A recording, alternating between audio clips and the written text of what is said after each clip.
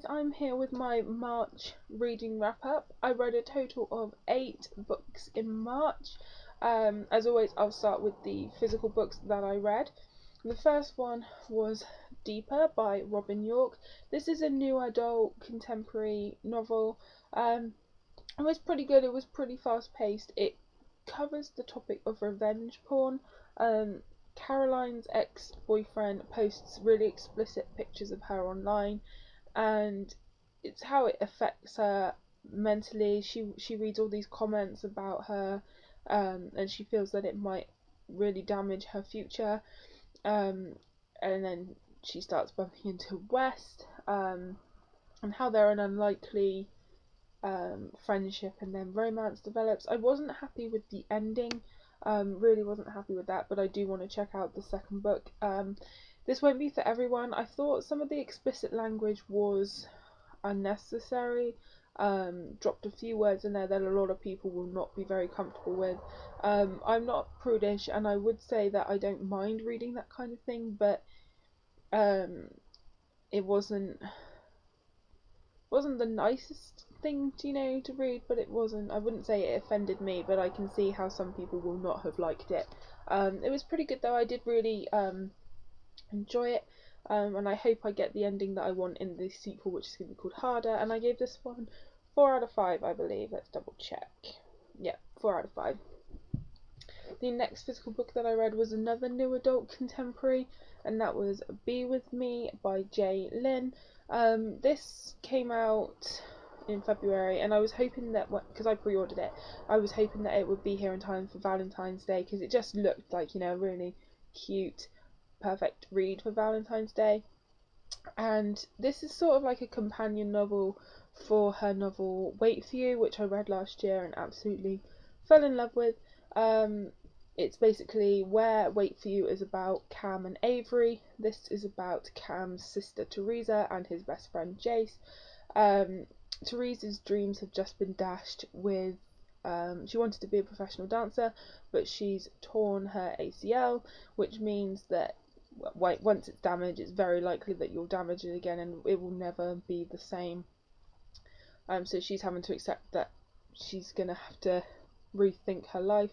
And then there's Jace. They both sort of have this attraction and feelings for each other, but Jace fights it very strongly. But of course that can't last. And he has his secrets. It was pretty good. It's one of the best. J. Lynn is one of the best contemporary new adult authors that I've read. I really enjoy her books. This would have got 5 out of 5 if not for the fact that I think Wait For You was that little bit better. So this got 4.5 out of 5 stars, but only because I've read Wait For You, which I thought was that tiny little bit better. I enjoyed that little bit more. And also I think Frigid by her gave this some competition as well, but still really enjoyed it.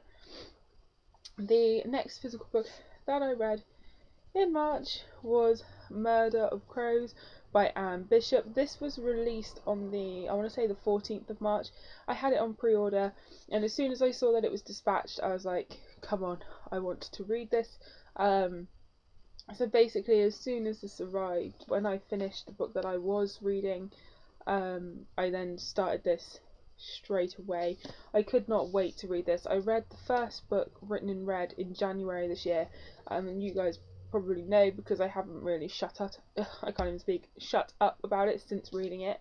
I was a little disappointed in that when it came it's a little bit smaller than the first one, but I absolutely I just can't speak when it comes to this book. I flew through this. I just absolutely love the whole world. Everything about it is just perfect. I don't want to say too much because obviously it is a book too, but my only issues were, and they didn't spoil the book for me at all because I'm loving where this book is going, where this series is going. I would have liked to have more from Simon and Meg's point of view. They're really the protagonists of this story. Meg is the blood prophet that's basically now living in the courtyard of a load of what is essentially shapeshifters, and then Simon is the leader of that particular group, and I feel like we didn't have as much of their points of view as in the first one. We had more from the points of view of the human police force, which while was really interesting to get more of that side of it, I kind of wanted more Simon and Meg. I'm a big fan of Simon and Meg. I want there to be a romance there, but it's developed more in this one, but they're still not together, and they're sort of, neither of them truly understand their feelings for each other, so it's just kind of building and building, and I haven't had that will they won't they wonderful like build up for a while in a book. And as while I'm frustrated that I want them to be together, I'm also loving the journey that it's taken them to get there. So I'm absolutely head over heels in love with this series. If you haven't read it, guys, you really have to. It's absolutely phenomenal. It was really quite dark, some of the things that are going on in this book. Like, I read it and I was like, did I really just read that? Did that actually just happen? But yeah, it's absolutely phenomenal, and I highly recommend this series to absolutely anyone. My favourite book of the entire month, hands down. Next physical book that I read was The Impossible Knife of Memory by Laurie Halse Anderson. I've heard a lot of things about Laurie Halse Anderson, mostly because of her book Speak, which I have not read, but I stumbled across this one on Goodreads, and the premise of it sort of intrigued me, and it got inside my mind until I basically ordered it. This is about Hayley, a young girl called Hayley, and her father. Her father served in Iraq and Afghanistan, and he's suffering basically post-traumatic stress. He's waking up nightmares, he goes on violent rages, and she's not been to school really. She was taught by him. They would, when they were on the road, with him like basically driving a truck, and then suddenly they decide to settle down and she has to go to school, and it's coping with that. This was okay for me. I was wanting a more emotional read. You would think that it would be really heart-wrenching, but it really kind of left me feeling flat. All the premise was there for a great story, for great emotions, but I didn't find Hayley very relatable. I mean, I understand that she's been raised in a rather unconventional way, but she views the world, you're either a freak or a zombie. It's just very odd. Her relationship with Finn, I didn't feel the development was there. It was kind of weird. I didn't understand their relationship very much. I liked Finn as a character. I thought he was really interesting, but I didn't get them together really. It didn't work for me. So I gave this, I'm kind of torn between giving it 2.5 and 3 stars. Kind of torn with it, not entirely sure where it falls for me. And then the last physical book that I read, you haven't seen this in a haul yet, but it's Stolen Songbird by Danielle L. Jensen. I actually read this on my Kindle, but because I have a physical book to show you, I thought it would be easier to show you the physical copy. And this was one I was really excited for, actually. I had it on pre-order, and then I was accepted to read it on NetGalley, and then I actually won a copy through Goodreads. So this was the copy that I won. It arrived on my birthday, actually. But I did actually read it on my Kindle, and this was a really interesting one. I really enjoyed it. Basically, Cecile is kidnapped and taken basically underground to the kingdom of Trollus, which is basically a lost city of trolls, and she's forced to marry the prince of the trolls there, Tristan, in the hopes of them breaking the curse that basically keeps the trolls underground, a witch cursed them to be stuck, buried under this mountain, and they can't leave, so they've kidnapped her in the hopes that they'll break the curse. They get married and they're still stuck there, so she's now stuck married to this prince. It's dangerous for her there, not everyone wants her to be there. Tristan kind of acts horrible towards her, but then she's like, is it all acting? Really enjoyed this one. Sometimes I didn't think the writing was overly clear. I had to reread bits thinking I couldn't actually picture what she was doing. But the sort of romance with Cecile and Tristan was actually really good. It built quite nicely.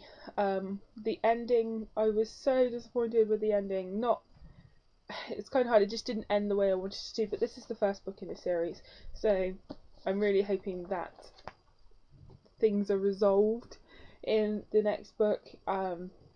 Yeah, really enjoyed this one. I gave it 4 out of 5 stars. I highly recommend it, and I'm really looking forward to reading the sequel. And how gorgeous is this cover? It's absolutely beautiful. I love it. Really enjoyed this one. So on to the other books that I read on my Kindle. The first one is It Must Be Your Love by Bella Andre. This is one of her Sullivan novels. This one was okay for me. It's about Mia and Ford. Mia is basically an estate agent. She runs her own basically estate agency. She sells properties in Seattle. I think it's Seattle. And then Ford is a world famous rock star, and they met 5 years previous. They had a week-long affair. They were absolutely head over heels in love, and then it all ended disastrously. Neither have really forgotten the other and always regret how it ended, and then Ford shows up 5 years later and then tries to win over Mia again. For me, this was not my favourite of the Sullivan books. I didn't feel the connection really between Ford and Mia. I would not have forgiven Ford. I thought he was basically a douche, excuse my language. I don't think that in my position I would have forgiven him, and it was going okay, like I was still enjoying it, and then basically Ford saying like they won't have a physical relationship until they become friends again, and then when the physical relationship happens, it's literally just like a massive chunk of the book, and it's like it wasn't like paced out very well. Literally you just have this huge chunk of the book that is literally just page after page after page of them having sex. This is awkward for me to talk about, but I feel like it needs to be said. So it just wasn't paced very well. It's like I was bored because I didn't want to read that kind of thing for 30% all in one chunk of the book. It was awkward, but still enjoyed it, just not my favourite book in the series. I gave it 3.5 out of 5.